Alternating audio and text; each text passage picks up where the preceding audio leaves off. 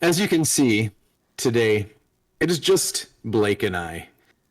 As Dane took his new wife, Chelsea, on an adventure that Blake and I said, do not go on. They're in the search of a forgotten park, the ruins. And we said, Dane, don't go. We lost communication with Dane 24 hours ago.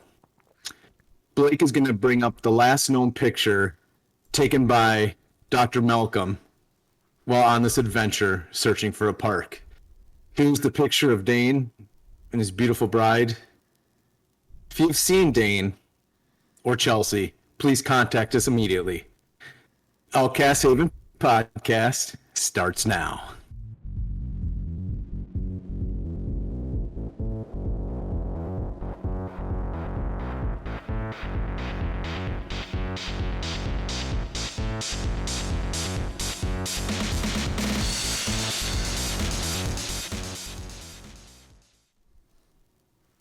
To Dane. Dane and his new bride. To Dane.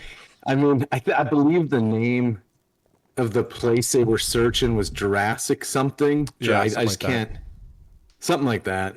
They're off. They're gone. So in the meantime, we're just going to assume he'll be found. I'm sure everything will be okay. We'll just assume it turns out in the end. Because we have lots of stuff to talk about. We're free reign without Dane and can do whatever we want tonight. So yeah, there's no rules. There's no rules. There never is any rules. I mean, we have lots to talk about RTNs. So last weekend, I got ditched. You went on a family vacation. It's true, I did.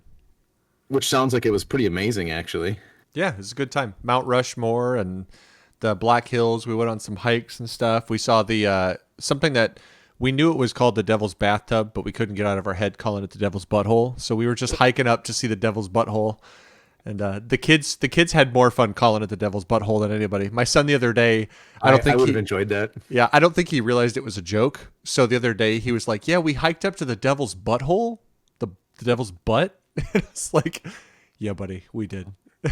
So first day of school, that story with the teacher. What did you do this summer? I saw the Devil's Butthole. Saw the Devil's Butthole. So, while you were searching for the Devil's Butthole, yeah, and Dane was doing marriage stuff and getting ready to go to Hawaii, I was left alone to do the final Minnesota RTN by myself. This time I did not switch decks. I decided to play Bolton a week out with about 2 weeks of practice, so probably a little less practice than I should have got. I built him specifically to beat Chain, and he did very well into Chain. I topped 8 with him. There was 2 Boltons, me and Adam. Adam took down the final with Bolton. So Boltons went 2 for 2 for top 8. I lost both my Katsu matches because I was so concerned about Chain I didn't practice a Katsu matchup just because I'm like, oh, I've done fine against Katsu with Bravo and Dash and past decks, but obviously you need practice for each deck into these builds. So I've since rebuilt Bolton to be much more playable into Katsu. And I still can't get away from the double Raiden in the Saber build. I can't stretch away from that. I do enjoy it. I love going Sabers. Sabers into Chain is just really, really good in my opinion. But I don't like him into like Dory. I can't stand going Sabers into Dory. I feel it's a really bad matchup.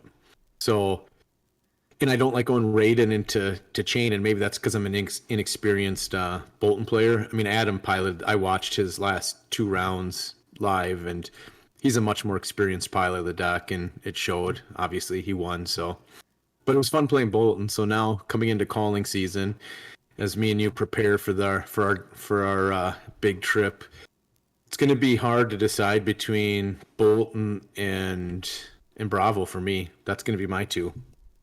I don't know where you're at. I mean, I'm kind of all over the place. I keep telling my wife that she probably needs to make me leave Kano home because I've been doing so much testing with Kano and Constructed, and it's just so fun. I just love playing Kano.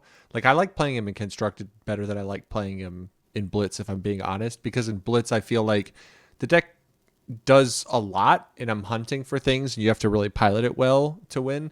But at the same time, it's like most Blitz decks, like, it has a win con, and it's a very specific win con. Whereas in constructed, like that extra 15 health, even though your opponent gets an extra 20, that extra 15 does a lot for being able to just kind of take punches. It's like, oh, you want to do 15? That's fine. Do 15. I don't mind. I'll just take it. I'll go down to 15. Your skull cap's never coming on, so you're never going to be able to use that arcane barrier because I'm just going to make sure you don't. But it's interesting. I love the deck a lot, but I've also considered Bolton pretty heavily. I really love Aggro Katsu. It's something that I really enjoy playing, and I have a lot of fun with it, but it has a lot of really tough matchups, and I just feel like sometimes you can get, kind of get in a weird spot with Aggro Katsu where you can kind of lose to the deck because it goes really fast, but it just doesn't block worth a damn. Like the deck just does not block for anything. And if I'm not going to block, I'd rather just shoot lightning at people because then they can't block either. Right. I think Katsu, if you find a chain player that knows how to block well, it becomes a very difficult matchup. And I say that because a lot of chain players don't block and try to race. And if they straight try to race, I think they lose. Yep. But if they block here and there and don't get greedy, then they just set up the turn where they win. Yeah. Yep. Especially early game, like that's where you have to block Katsu, and a lot of decks that want to race Katsu don't block Katsu early, and Katsu can have these really big turns, right? Like I've played now in 2 Road to Nats with him and a ton outside of that, but at the Road to Nats I've had a couple times where people, I think in their head, kind of had that weird thing, right, where Katsu draws cards kind of actively throughout the turn. There are multiple hit effects in the deck, whether it's something as simple as Snatch or Whelming Gust Wave, the Mask. Like it offers the opportunity to draw, and even like Ancestral Empowerment can cycle draw. And what happens is people kind of get it in their head before the start of the turn that they can do a ton of damage, so they're not going to block. And then you get, like 3 or 4 attacks in, and they realize they've eaten 12, and it's going to keep on going because I still have 2 cards in hand because I've drawn and I haven't used my arsenal yet. And all of a sudden people start to kind of realize, oh no, I don't think I'm going to put back as much pressure. But at that point it's too late, because if you give up your hand to block, then you're kind of just SOL on your turn because you took 12 damage to give up your hand to block the back half of the turn to then just pass it right back to me with 4 cards in an arsenal. So, but the issue is that doesn't happen against really good and experienced players, and I think really good chain players just don't allow that to happen. They kind of put their foot down when they can, because you don't think about the fact that I can trade when you play chain, you can trade your whole hand to block out Katsu, Surging, and Whelming. Like you just don't let them hunt for it, and if they have it naturally, don't let them draw off it, and make them have Surging, Whelming, and Magenshi in hand. And at that point, if they do, it's early enough in the game, it shouldn't matter, because Magenshi into Lord of Wind is 7 or 10 damage. It's just not enough to be meaningful damage. And who cares if you give up a turn? Like you're going to take 1 or 2 blood debt. You're going to just set up for the next turn, which is going to blow out Katsu at some point, because at some point, right, you just have to get to 3 or 4 shackles and you can start to control the game. You just need to keep their life from being 40 when you get to 4 shackles. And it will be, because Katsu doesn't want to block either if you're playing aggro Katsu, because you can't and still put on a really meaningful turn where you can strip people's hands. So I think it's funny because everybody's least favorite type of deck in most games seems to be hand control. And it feels like this game is weird because aggro is kind of hand control in this game. Like I don't know about you, but that's kind of what it feels like. Is if a deck is really aggressive, it is almost hand control because it demands that you block it and you have to give up a lot of your hand to block it, which means you don't get to play the game because you don't have a hand. So it's kind of weird. It's an interesting thing that is unique to this game. Garrett was in the cities today, so he stopped by and we ran several games. You can't hear that beeping coming in, can you? No. Okay, good. We ran several games, and I went Bolton into Katsu, and I won both with Katsu, because with Bolton I blocked really heavily and just did small turns, and then I set up, just talking to Adam, set up the big V turns against him, and did some double charging of cards so that I could really buff it. But when you can go plunder on your Tunic into via the Vanguard, Yep. charge a couple cards, hit that one for it's like 8 because I charged 2, so you're getting the 5 and then the plunder to 8, and then you're drawing and you're usually getting 1, 2, and then the saber at the end. So it ended up being a huge wide turn because, like you said, Katsu can't block that very easily. So if you're patient and set up those wide turns, they can easily be 20 damage turns, plus you're putting that chip away damage and getting go agains earlier in the game. So it felt good. I think going to 3 red plunder runs made a big difference. Yep, Just because I wasn't consistently seeing them on Saturday, I didn't consistently see the plunder runs, so I think that made a big difference. And then I've come back around on the Valiant Thrusts and the Battlefield Blitz and went 2 of those, and those do make a huge difference. I mean, huge difference. So, and I went really skinny on blue. I went down to 4. Yep.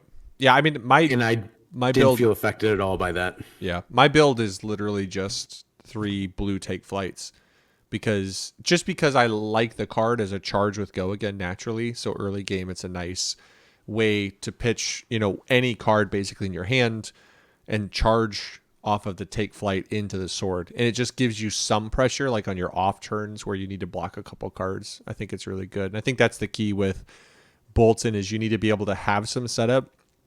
And stuff like Valiant Thrust is great because I think the deck allows for this ability to be really resource efficient. So on a turn where you have, say, a take flight, if you can, with your whole hand, with either take flight or Valiant Thrust or something in your arsenal, right, you're able to pitch a yellow, take flight, charge a card, and then off of that, swing with your sword, keep 1 card in hand. And all you have to do is Valiant Thrust somebody once or pitch a Valiant Thrust once. And all of a sudden people are aware that a turn can just go 2, 3, or 4 take flight into 3 saber into 7. It just end on a 7. My big Valiant Thrust turn ended on a 9. Yeah, with via the Vanguard. Via the Vanguard, I double charged it. Yep. It was disgusting. It felt amazing. It was just a huge turn, output a ton of damage. And the plunder is going to allow 1 to draw eventually. And I took 14 damage to put that turn off, but I didn't take hardly any damage prior to that.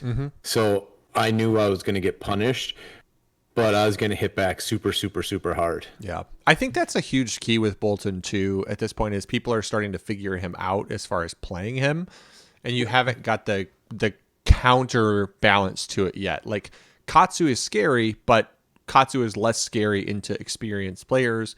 Dorinthia is scary, but she's less scary into experienced players because you just know that they have to beat you with certain cards, and that's super interesting to me because Bolton is at a place where I think people are still trying to figure out what his best build is. So people don't exactly know what they're playing into a lot of times, which is tough. And I don't know if there is a best build. It's just going to come down to preference and how you want to play it. And I will say Dory is probably the most difficult matchup for me currently because you have to figure out a way to turn on your go again because she's not going to allow it. Yep. So you have to make sure your courageouses are ready to go, and then plunders suck because you don't want to arsenal plunder. You want to. So there was times where I had plunder run in hand or a steel blade shunt, and it's like, well, I have to put the shunt in arsenal. Yep. And just try to get rid of their threats. So it's just playing. This is the weird thing is you play these decks with Bravo. I play all these decks against Bravo. I know how to block and how to set up the deck. And then you come to a brand new deck. It's like, well, now I have to rethink everything I do and how I block, how I set it up, because this deck is not the same and it functions completely different. So that's kind of a big thing going into these. And as much as playing lots of decks hurts me, it also helps.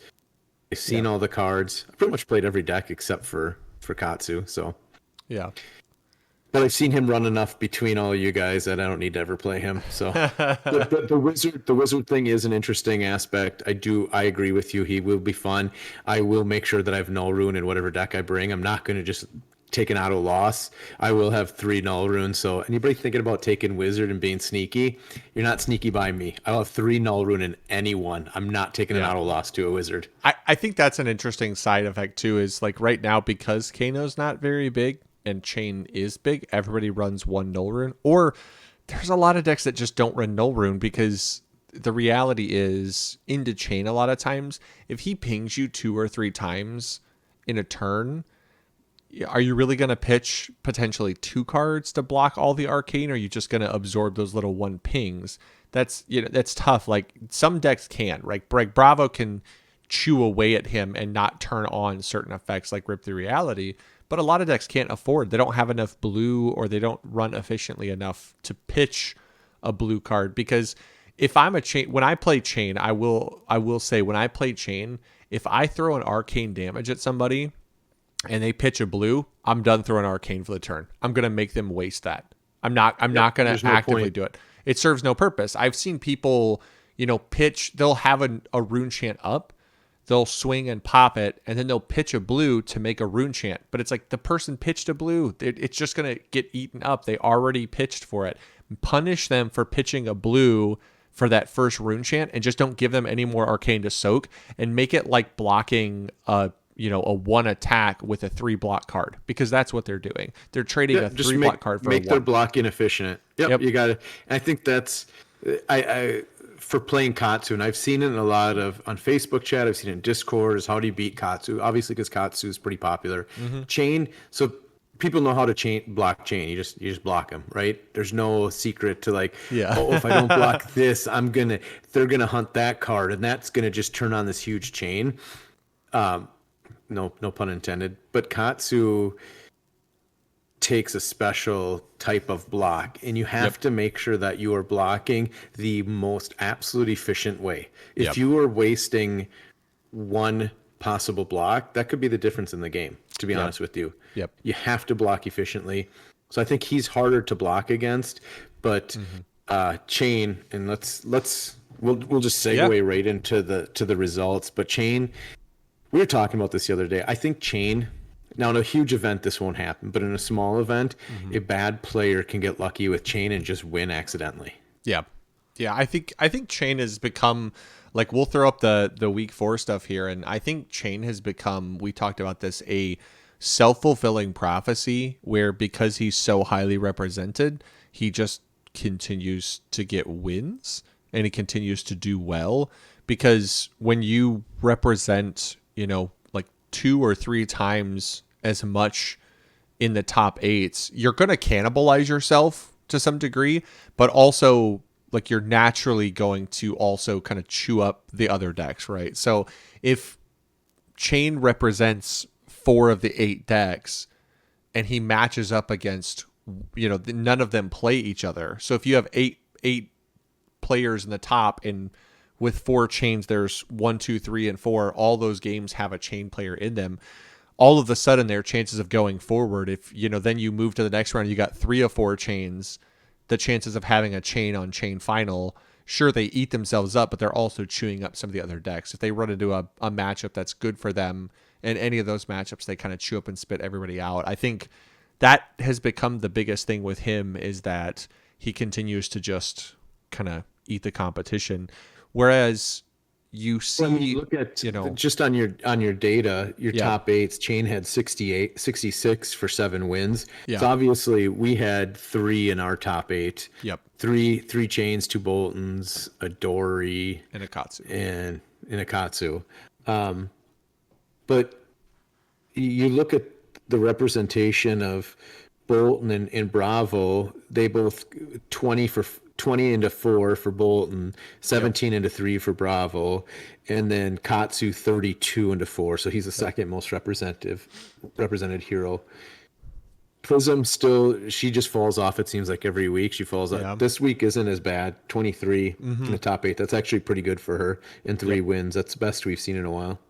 Yeah, it's interesting too, because we've seen that some decks seem like they get through Swiss pretty well, and then they get to the top, and I don't know if that's the preparation that maybe the top players, the people who are, topping these events have for some of these decks. But to your point, right, maybe you go to the top cut and there aren't as many people who are caught off guard by Kano, because Kano will make top eights, but he never wins. And I don't know if that's a product of catching bad matchups or if he is just going into a field where people are like, I'm not losing because I have no rune 1. I'm not losing to Kano just because I can't block their arcane and their meaningful hit damage, their hit triggers.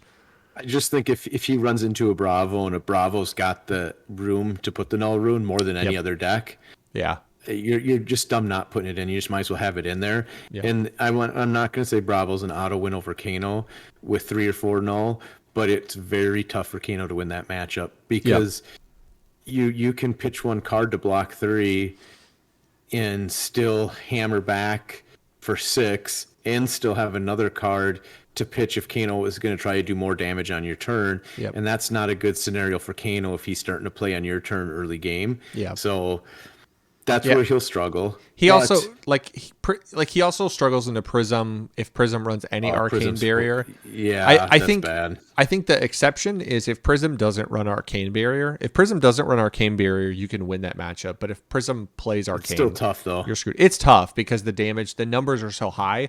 But absorbing raw damage with Kano is totally fine. It's when there's too many hit triggers like Katsu that are painful, but you can typically raise Katsu because even though he can output 20, if he's unwilling to block arcane and he lets all of your hit triggers through, then you just cook him with a blazing aether.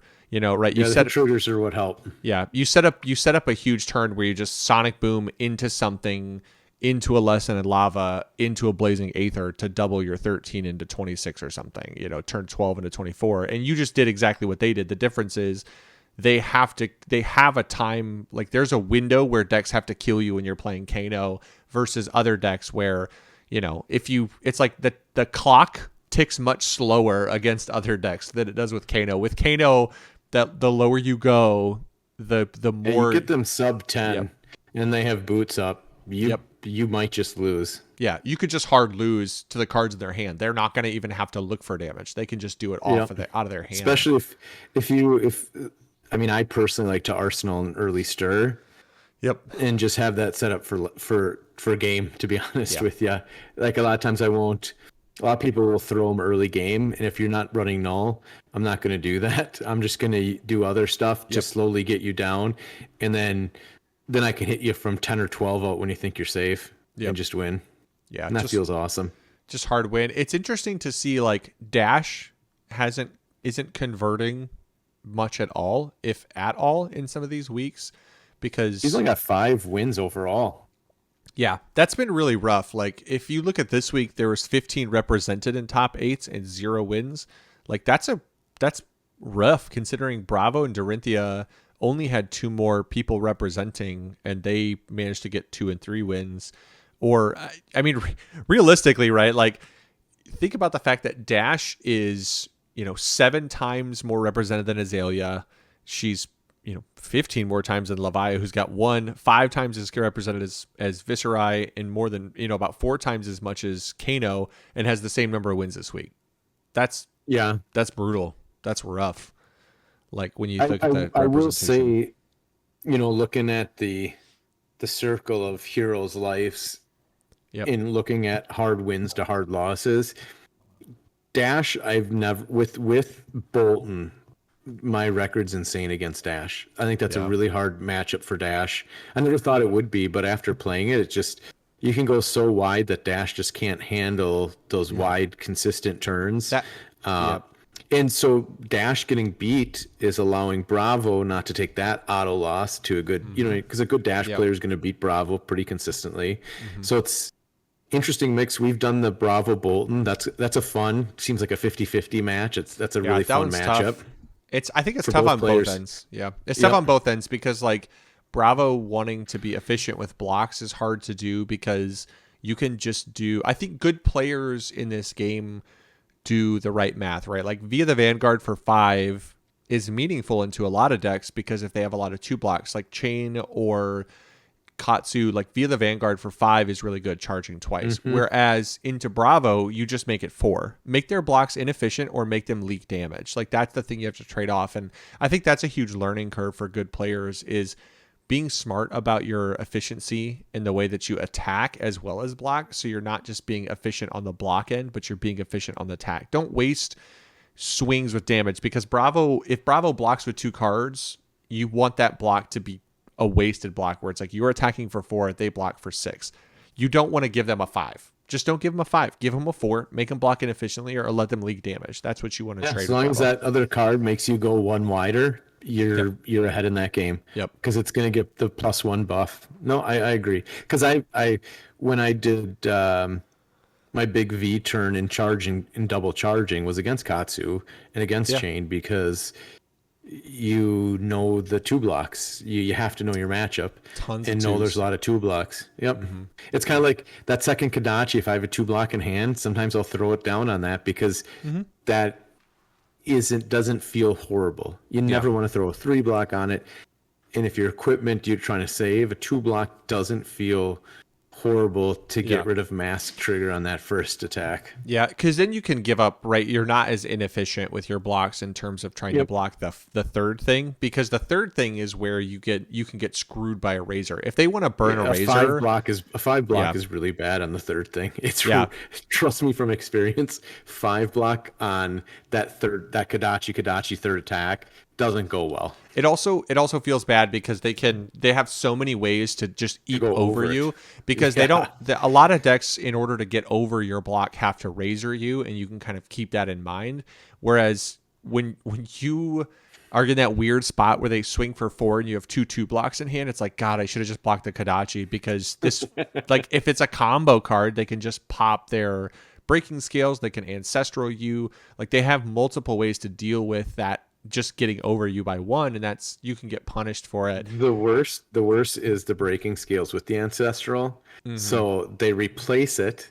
So it's almost better than using their razor because they draw the card, they get over you, they get all the hit effects, all the triggers go off, and you just cry a little bit inside and you want to just shrivel up in a ball. I will say, when I like pitch a blue and go Kodachi Surging Strike and they don't block anything, and then I go Whelming Gustwave for 4 and they slide 4 armor in front of it, and I have an Ancestral in hand, I'm like, oh baby, we are living. Because it's just, even if you have breaking scales, either one of those things is so good. Like breaking scales into draw 2 off Mask and Whelming and just blow them out is nuts.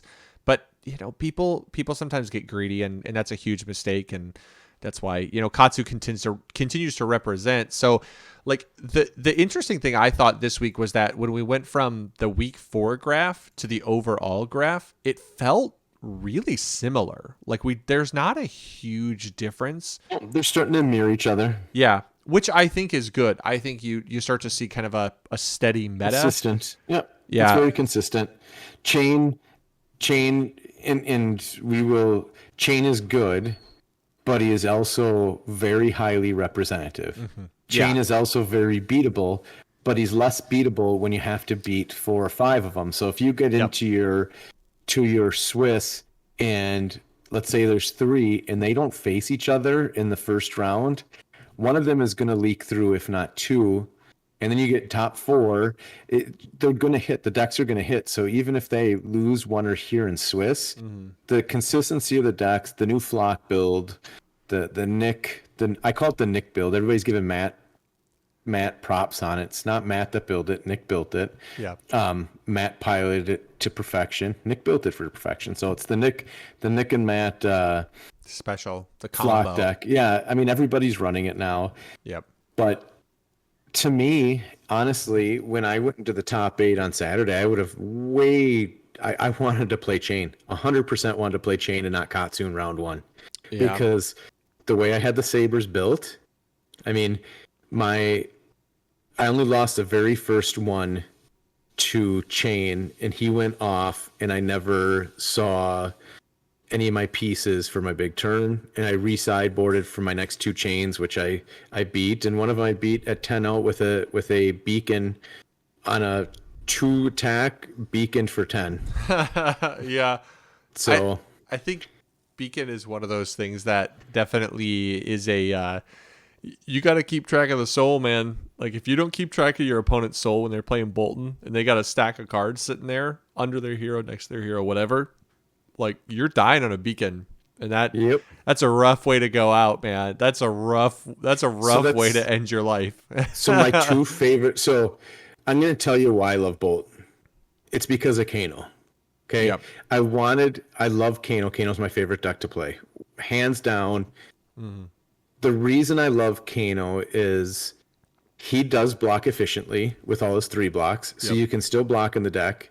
He does something broken. And he does his broken ability well. Bolton blocks very well with 3 blocks. He does something broken. Yep. And he does that broken thing well. Yep. The big Lumina turns are absolutely insane and they're amazing. Yeah. There's But Raiden is also just amazing. Yep.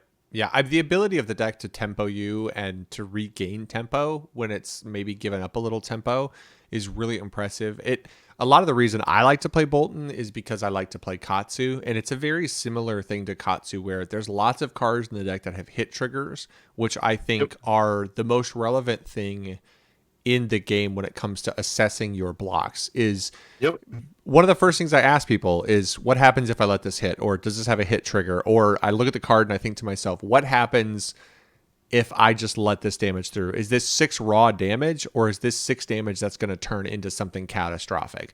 Because that's why CNC is a $100 card, because your arsenal is precious and it locks you out of defense reactions. So if you put a defense reaction in your arsenal, you're effectively giving up your next turn to 2-card block it. And if it somehow gets over that 2-card block, you're just absolutely unequivocally screwed. And I think it's super interesting because Bolton does that thing that Katsu does really well. The difference is, and the reason I sometimes like Bolton so a little bit better when I'm testing him, is because Bolton's a warrior. So he has a massive amount of armor block available to him if he wants it. And then on top of that, you have to keep in mind that he has 3 blocks on basically every card in his deck. There's so few cards in that deck that block for 2. It's nuts. And I think that's why they made Courageous a 2 block, because if they would have made that a 3 block, that would have been super broken card. Yeah. I mean, it's effectively like if you charge, it's a free Razor, which is gross. It is. So it makes sense that like the cost on Razor is that you have to pitch 1. The cost on Courageous is you have to charge 1.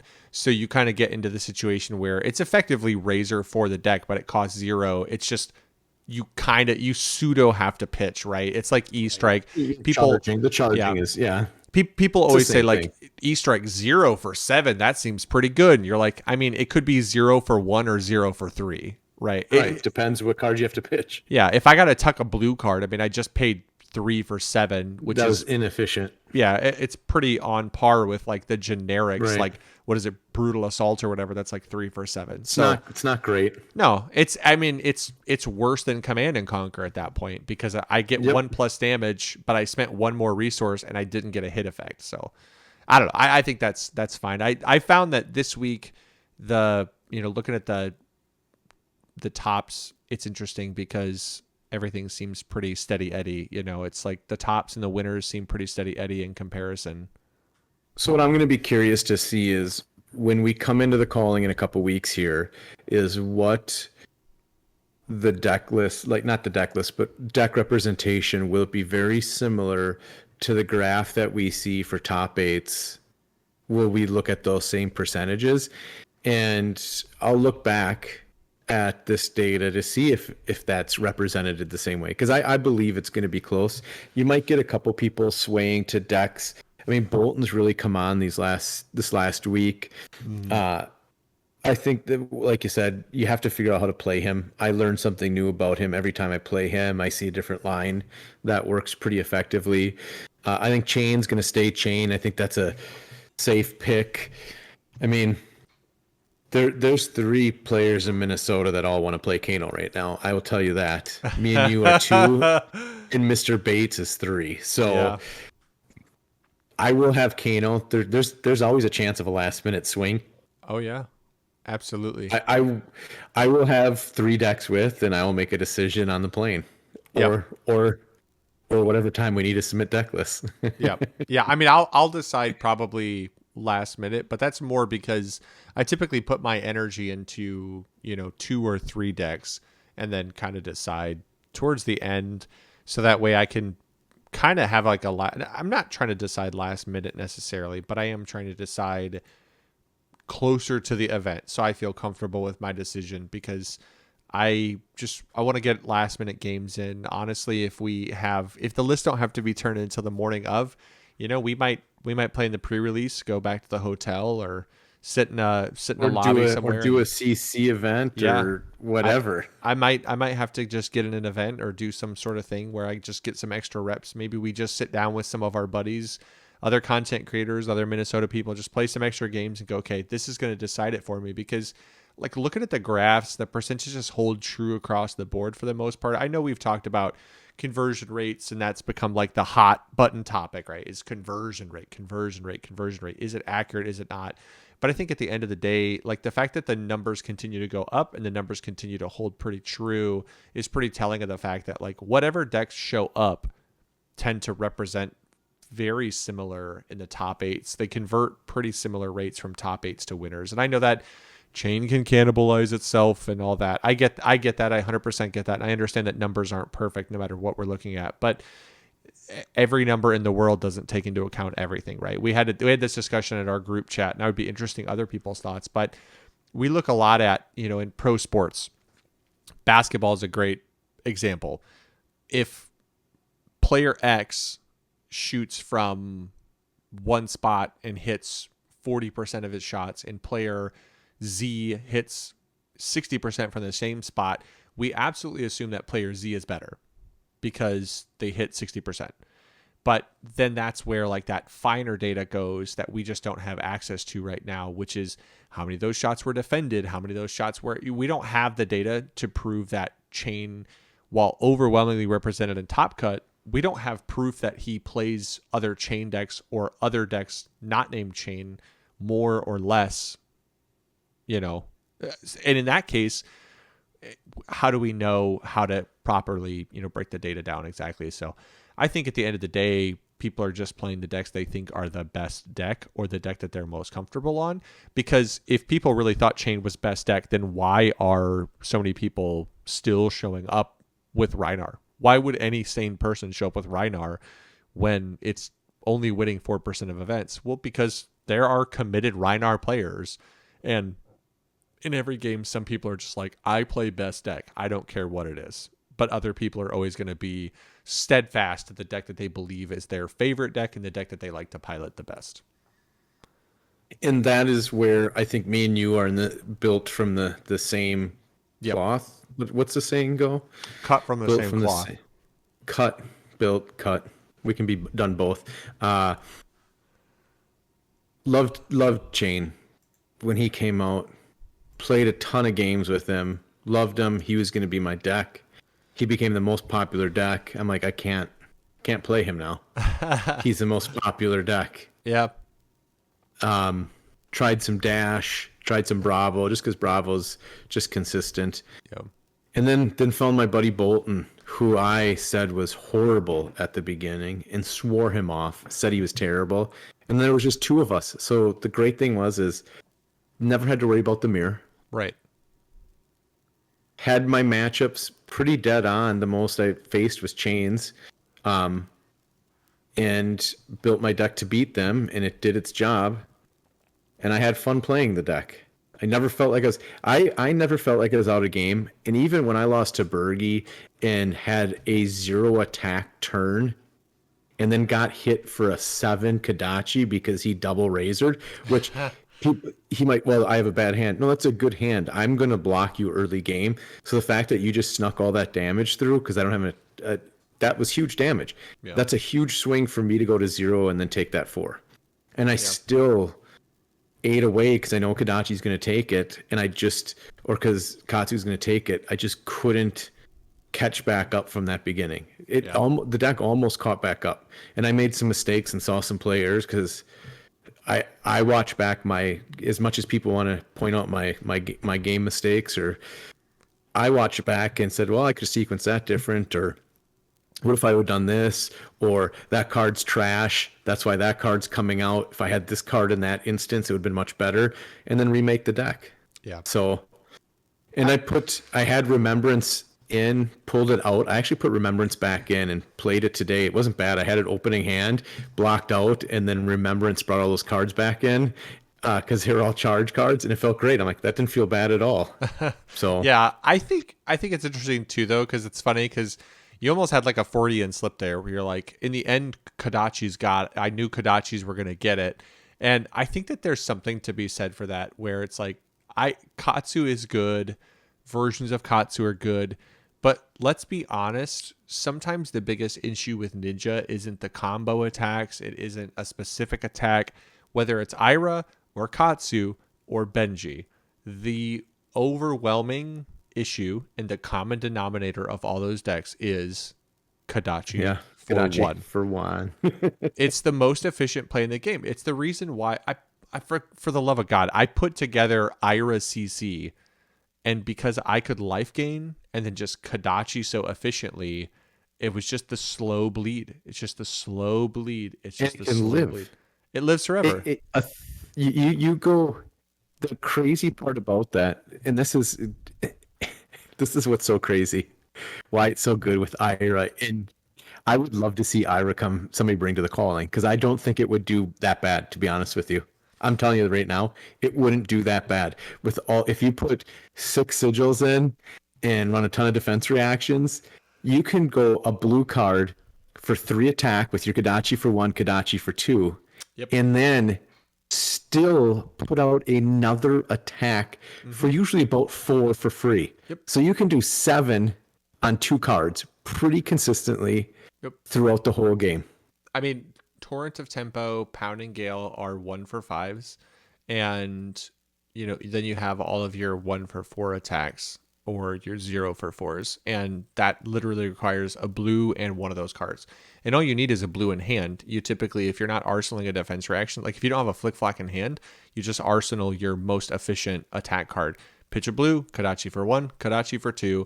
If they don't block those, whatever for 5, 1 for 5, or 0 for 4. And they have to 2-card block it, or they let you draw a card and get an arsenal.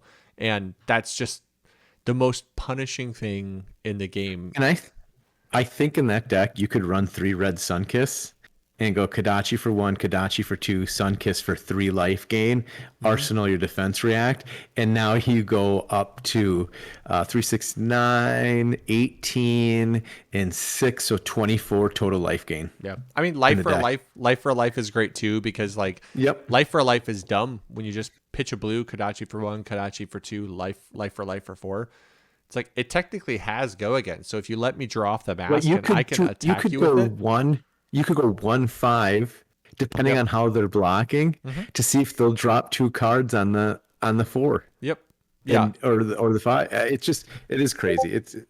There's so many ways to do, and you're right that the Kadachi, and then just the extra 1. The worst with Ira is you do Kadachi for 1, Command and Conquer for 7, and if they have anything good in there, you're either getting armor or 2 cards, or a combination of 3 cards, or 2 at armor, depending on who you're.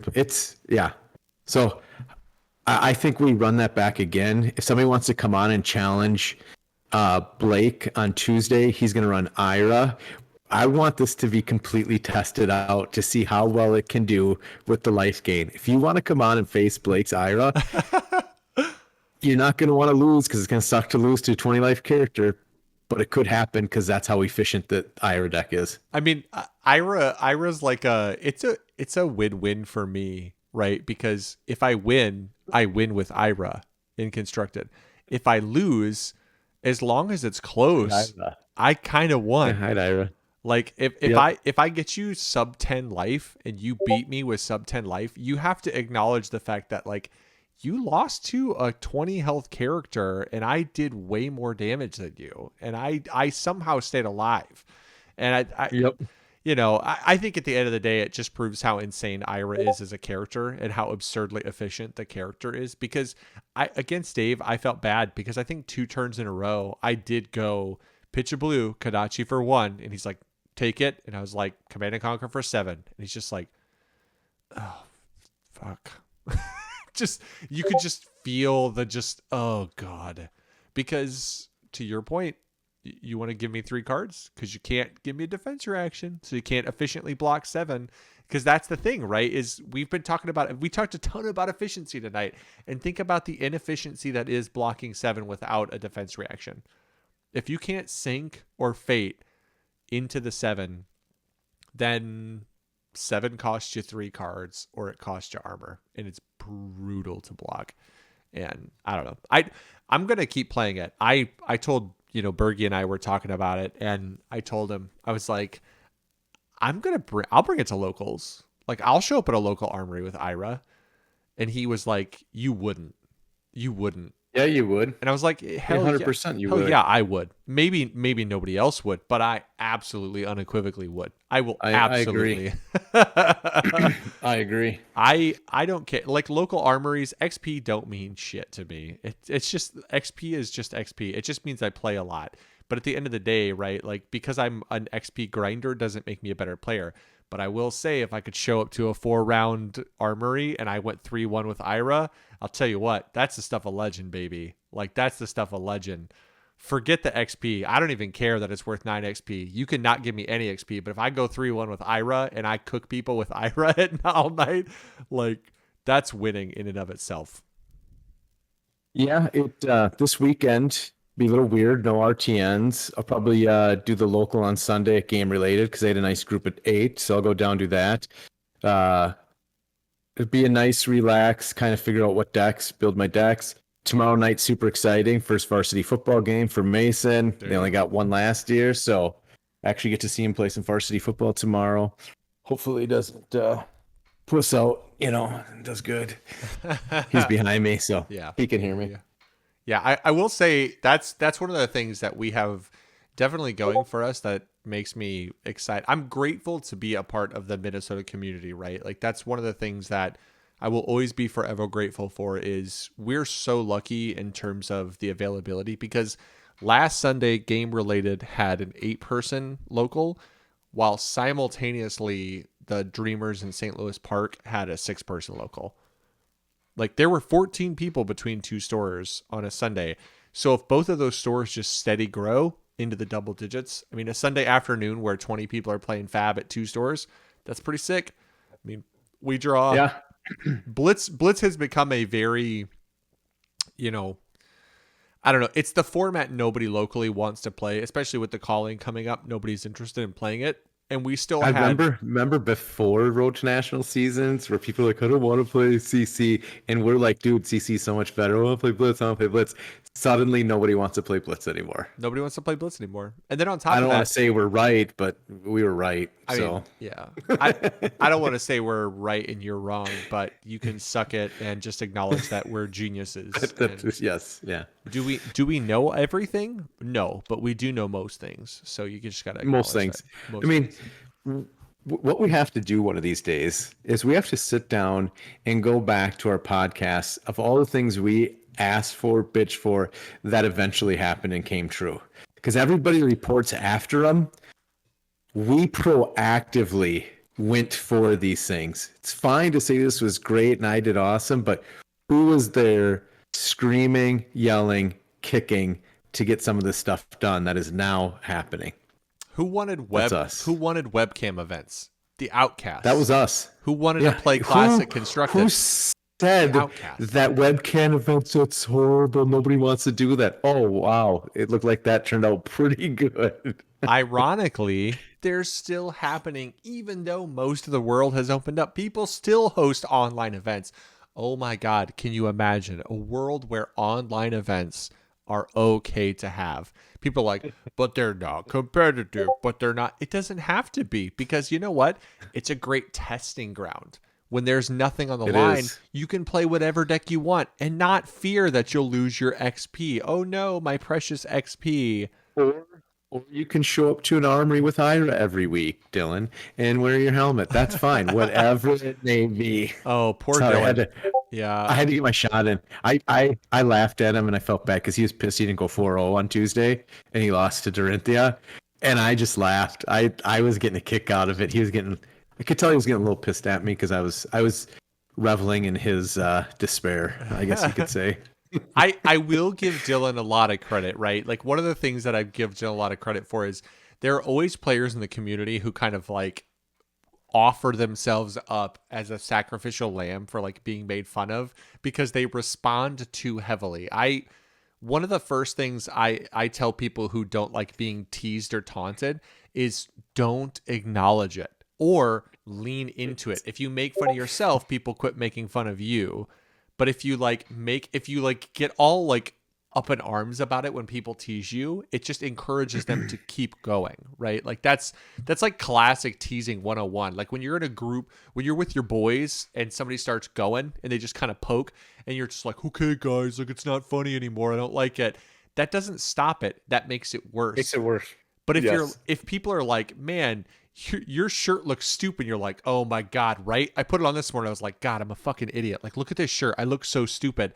Everybody's like, it's not fun anymore. He's making fun of himself. No, it's the Eminem in the 8 Mile when he's like, oh wait, if I rip on myself first, you got nothing. Yeah. And it worked. It worked. He won the rap battle. Yeah. He won it. And still went back and punched him steel that night because he was hard work and went back to his job. Yeah, exactly. I think to Dylan's credit, he like opens himself up for it. He kind of offers himself up because he just like throws himself out there and says stuff, but he takes it real well. So Dylan, he does. Kudos to you, man. We'll you make take fun it of well. you. But I love you, dude. We like to make fun of you. I'm happy you're a part of the community. I'm happy. Dylan's one of those guys that, you know, sometimes you start a new game, you get to join a community and you get to meet some people and you're just like, I could live without these people. But, you know, I am grateful. Like Dylan's one of those guys that I'm happy that he kind of came across our path through Fab because, you know, we didn't know him before. We knew some of the guys like Bates and stuff like that. We knew them from the other days and we were obviously happy they were around. But, you know, Dylan's a guy we're happy to see. It's kind of crazy. And I'm sure people have this, but if there was a card game you did before Fab, which a lot of people, this might have been their first card game because it was so different, or they lost their one and only true love, which was Star Wars Destiny. Our Star Wars Destiny community is legitimately turning into Fab. Like so many people that played that. I mean, it's actually, we're over double digits. Star Wars Destiny's players that now play Fab. Yeah, our conversion rate of Star Wars Destiny players to Fab players is really high.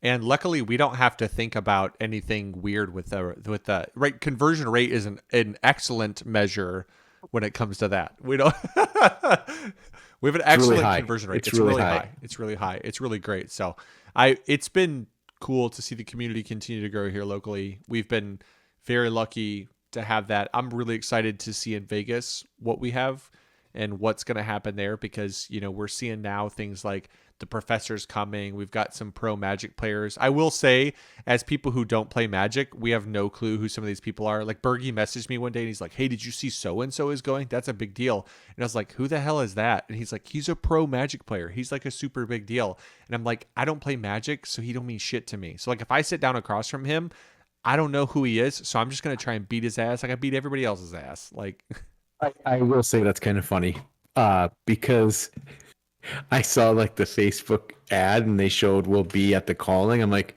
who the fuck is that? Yeah, like, I don't know who that is. I mean, show me James White and I'll get excited, but don't show me some douchebag in his NASCAR armor, you know, jersey. Like, I'm ready. Yeah, and I will tell you this right now. If you're sitting down and you're wearing a jersey, I will probably make fun of you. Yeah, I don't. The jersey thing in TCGs is kind of funny to me. Just like make a funny T-shirt, right? I would have funny T-shirts. T-shirt, yeah, we'll have funny T-shirts. Funny T-shirts, as long as which I have to get in the printer like Monday morning, like where the F are T-shirts, because he can just make them quick. So I'm just gonna have to stop there and get that done. But yeah, the whole so.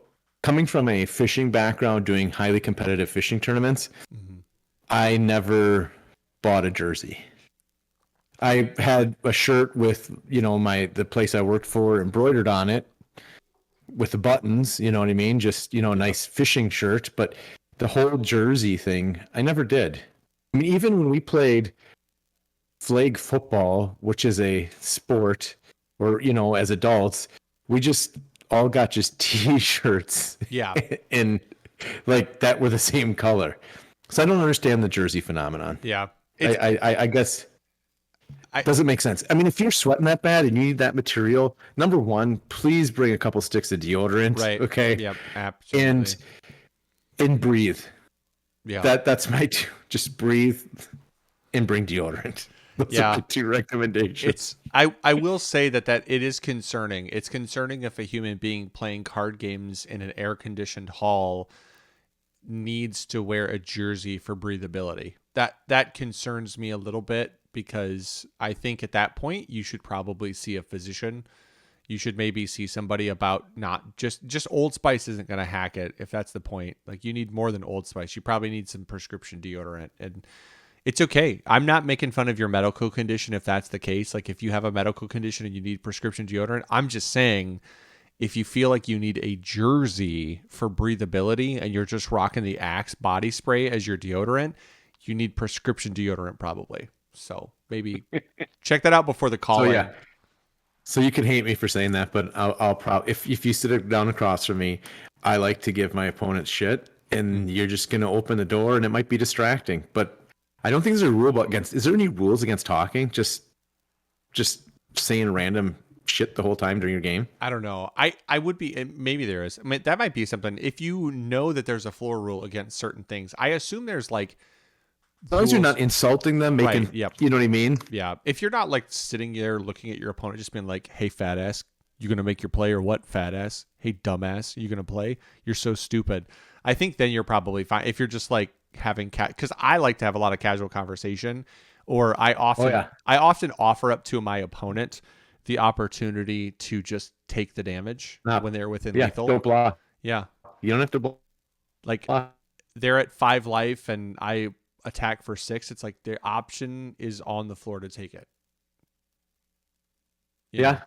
Well, at our Sunday, was it Sunday or might have been at the Road to Nationals? Somebody, it was turn 1, and the person came in for attack, and the person just said no block and killed themselves to avoid the tie. Which I find that as that's like a hero, like that sacrificed himself to save the greater good.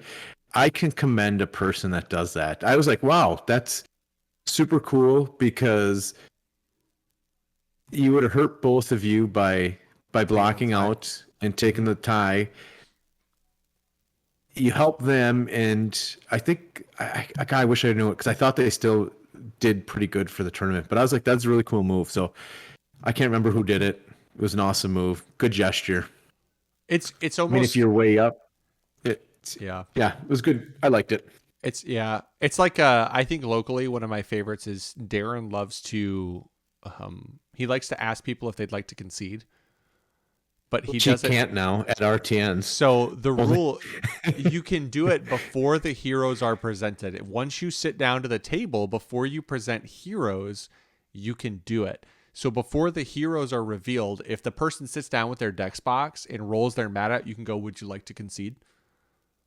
So it's legal to say it before the heroes presented. Once the heroes are presented, I think the match has started, and then it's like collusion. Then you cannot ask. Or, yes, then you cannot ask. It's some weird thing, but yeah. So I think that's the rule on it. Yeah, we looked into that a little bit because Darren loves. So we still allowed it armories because I think it's funny. He'll sit down. Would you like to concede? And I will usually ponder it, and then I will say no. But I always like to give it thought because he gave me the option. Yeah. So I want to be respectful of that and give it some good thought. Yeah.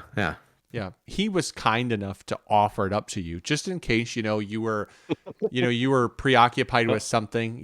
Who knows? There's always the possibility that you sat down. You're like, man, I don't know if I'm going to make it through this round. I really need to hit the bathroom, like so bad. Like I ate some concession. I ate some Chipotle before this, and I don't want to quit this round, but he offered me concession, and I think maybe I'm going to take it this time. So. You know what? That's a good point. Maybe we'll do a health and fitness coming into the calling, what you should eat, what you should be doing. I will say I want to say I'll get up early Saturday morning, work out, but I'm just thinking that Friday night's not going to allow that. No. I think it's funny because I know we were talking today I was talking to It'd be a great to. It's a good thought, but I just don't think it's going to happen. I was talking to a buddy of mine, and I said, one of the things that like people locally, and I'm happy they're doing it. It's cool that they're doing it. I'm glad they've offered it up to people, but I know some of them are like foodies and they want to go eat at special restaurants and all this kind of stuff. And I'm thinking to myself, I think I'm okay waking up Saturday morning and just going and eating a couple McGriddles and calling it breakfast. Like that's okay with me. I don't need to go and have like a fancy breakfast or a fancy lunch. Like I'm cool if my entire time spent in Vegas is invested in like McGriddles and In-N-Out cheeseburgers and beer. Like that's pretty good for me. Like outside of flesh and blood. Like that's pretty much what I need in my life. And I do not, because I just continue, as you get older, you just get fatter and fatter. I work out and you try to eat healthy. It just doesn't work. It's such a fucking struggle. So I usually fast until 2 o'clock. And by fast, I mean drink lots of coffee, small amounts of water. Those should be reversed. I understand that. I realize how that works. It's just not going to happen. Yep. So like the whole going out for breakfast, like that's just a big waste of time for me. Yeah. I mean, There's personally, other things that could be done. yeah, personally, my issue is like when I eat big breakfasts, I get pretty tired. So Yep. it's going to be a pretty inefficient way to spend my mornings. If it's like, man, I had this super good like souffle fancy thing and I drank some bougie coffee. And it's like anybody who knows me knows that I love bougie coffee. Like I don't have a drip coffee maker in my house. I only have a pour over. So like making coffee is kind of a thing. Like it's a huge deal in my house. But people who know me also know that I have very little when it comes to like the bouginess of like my need, right? Like the more I need coffee, the less fancy that coffee has to be. Like those if I really don't need coffee but I want it, I'll get like a really good cup of coffee from a really nice coffee shop and I'll enjoy like, oh, where are these beans from? They're roasted in-house. Like I really like that and they're prepared properly. I'm cool with that. I enjoy that cup of coffee because I don't need it. But man, when I wake up and I'm just tired, it's like, I don't care where this coffee comes from. Just for the love of God, give it to me. Like, if it's old gas station coffee in a cup that you stuffed into the fridge and you just threw it in the microwave for 50 seconds and it's not even hot, I don't care. I'm drinking it. It doesn't matter to me at all. So. And I know, so Cody had said he will help me out with this because I love sours for my beers. Mm-hmm. So since we're talking about amazing things, so if anybody that's listening has a good recommendation when we get to Vegas, like when we land at 10 in the morning Vegas time, that's going to be noon for me and Blake. So we're probably going to need a beer before we play in the pre-release. I would assume you're going to need one. I'm going to probably need one by that time. For sure. Yeah, 100%. So I would like a nice sweet. I'm kind of an orange sour guy. I love that's kind of my sour. So if anybody has recommendations in the Vegas area of anything that they might have that fits that category, that would be amazing. Yeah. I'd be down for that before pre-release. Just to take the edge off from the flight. Mm-hmm. And that's going to be a fun event where I'm definitely going to be harassing people. Hopefully we'll see a bunch of people we know. I just want to give people shit that whole event. Yep. Yeah, I'm not finicky. Like my beer drinking is very similar to my coffee drinking. Like I'll pretty much drink anything that's put in front of me. Like I'm not picky at all. So, but I will say if we go somewhere and they make good sours, but they also make like a really wicked dark beer, I love dark beer. Like they make that's your jam? That's my jam. There's a place called Game Center here in the cities that we've talked about before. It's a game store place that you can buy food and beer there. They have a thing that they pretty consistently have. There's this beer called Dark Father, and it's like drinking an alcoholic brownie. Every time I go there, it's just joy, happiness fills my soul. I'm playing Fab and I'm drinking a chocolate alcoholic brownie. It's good stuff, man. It's so good. Is there something, so as a person, I never really was a big beer drinker or big alcohol person, but kind of grows on you when you got a really good brewery close and you go there once a week to meet other parents and friends. It's Fab and drinking a beer seem like they go hand in hand for some reason. Coke's a More commotion. so, it's more so than a lot of other games. It just Yeah. seems like a beer and some Fab go together really, really well. It's that Coke's a commotion, that and crazy brew. It's like built into the It's built built into into the there. DNA of the game. You're just supposed to do it. So that's we always ask for like participation from people listening. If you're still listening, this is the perfect opportunity.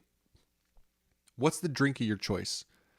Are Yeah. you a fancy like? Because I personally, if I'm not drinking beer, it's vodka sodas with lime. That's my favorite thing to drink is vodka soda with Ooh, lime. Love it.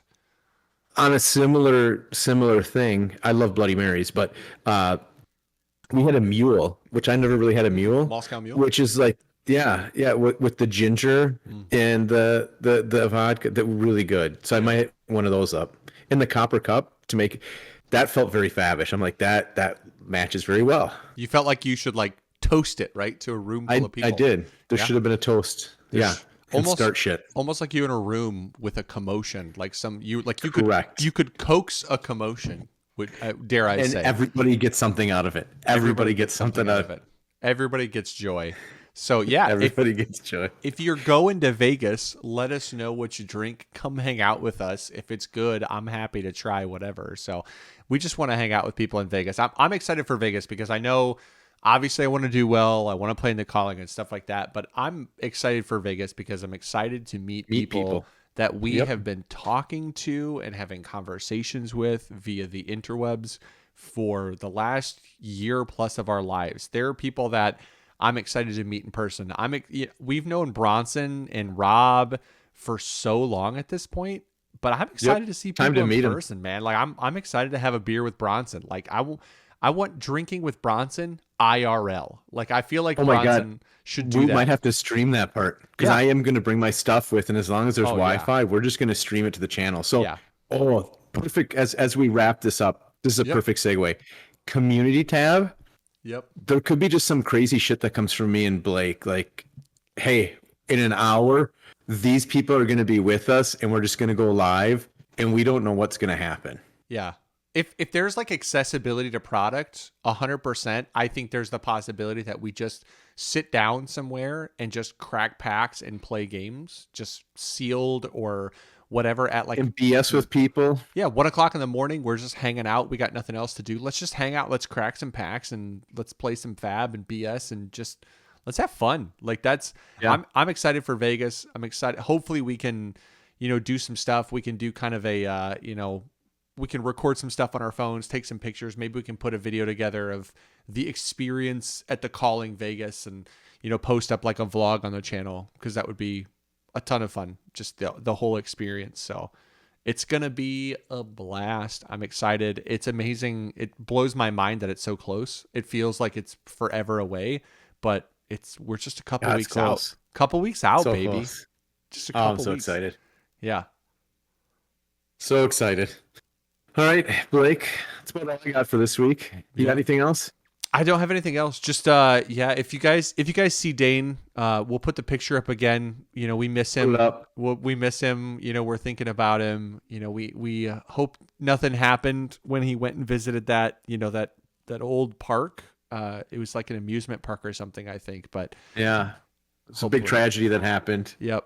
Yeah. We don't know what happened to him. Hopefully he's okay.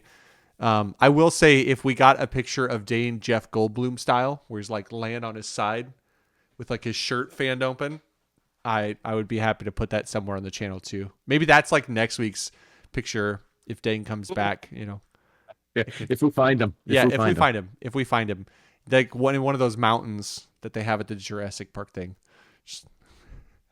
So, well, everybody, thank you for hanging out. I will do the wrap up today because Dane's not here to do it. Hopefully he's back next week. If something didn't happen to him over in the park. Thank you guys for listening. We appreciate you. We always appreciate the subs. We always appreciate the follows, but more importantly, we appreciate the interaction. We love it. We're really excited that we have access to the community tab. We look forward to being able to do all kinds of stuff, just being able to throw up surveys and things. Like maybe we'll do that before our Tuesday live stream. We'll be like, what deck do you want to see played on our Tuesday night live stream? We're just excited for that. We're excited for the fact that, here in a couple weeks, you'll be getting some, just spur of the moment live streams from Vegas. If you're going to Vegas, make sure you comment, because we would love to connect with you in Vegas. We would love to meet you guys, anybody that we've been talking to all this time, interacting with. If you see Jason and I, please stop us, say hi to us. We want to chat with you guys. The calling is exciting, and I want to play, and I'm serious about doing well in it. But at the end of the day, I'm just excited to see everybody and experience this incredible community that we have and that we've built over the last, year and a half, 2 years of this game's existence, and that we've been a part of it. We're thankful for it. So thank you guys for tuning in, and we'll see you Tuesday on the live stream, or we'll see you back here next Friday for another podcast. Thank you guys for hanging out. Peace.